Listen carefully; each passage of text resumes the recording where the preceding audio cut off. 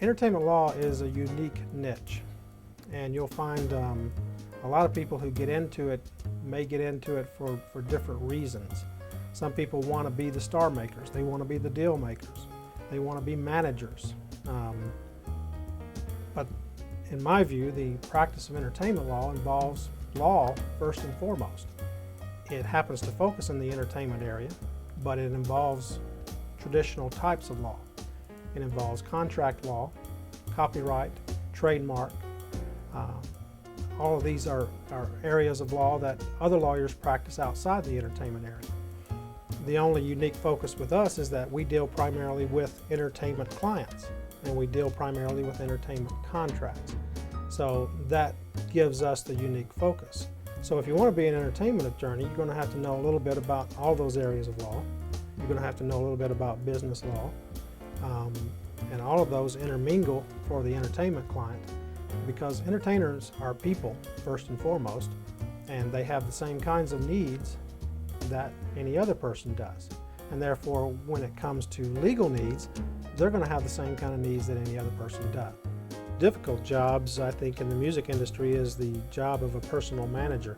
And a lot of people have different views of the personal manager. Most of them relate to the Colonel and Elvis and other famous examples in history where personal managers have taken advantage of artists perhaps in the past. But really a personal manager's job is a difficult job, and I represent a lot of personal managers. What does a personal manager do? Well, a personal manager handles basically all of the business aspects of an entertainer's career, whether it be the contracts, or the M&Ms that the artist wants placed behind the scene. As one particularly famous group used to prefer a certain color of M&Ms.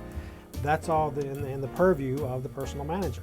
That's his job to make sure all of those little details are taken care of, whether it be the tour, whether it be the record album, whether it be the marketing, whatever. The personal manager handles all of that, and he does it for usually 15 to 25% of the gross compensation of the artist. So that's an area of law that we focus on a great deal. When you think about a personal manager, it's somebody who holds the hand of the artist. That's his job. His job is to satisfy the whims of the artist, and for that he gets compensated, but in my opinion not nearly enough. And when you're thinking about becoming a personal manager, you really need the advice of an attorney, because these are the people who probably get the least gratitude of anybody in the industry from the artist. They're often the very first ones that are abandoned by the artist once they reach a certain level. So you need to make sure that the contract you have is precise and does lay out exactly what your expectations are and what the expectations of the artist are. And that cuts both ways. If you're an artist and you're looking to invoke a personal manager or contract with a personal manager, you need the advice of an entertainment attorney, because when you engage that personal manager, you're essentially entering into something akin to a marriage. You will be spending a lot of time with that personal manager. You will be placing your faith and your hopes and your dreams, in fact, with that personal manager, in the hopes that he's going to get you a deal, in the hopes that he's going to get you business, in the hope that he's going to get you everything you want. So you need to make sure that the contract specifically lays out what you want.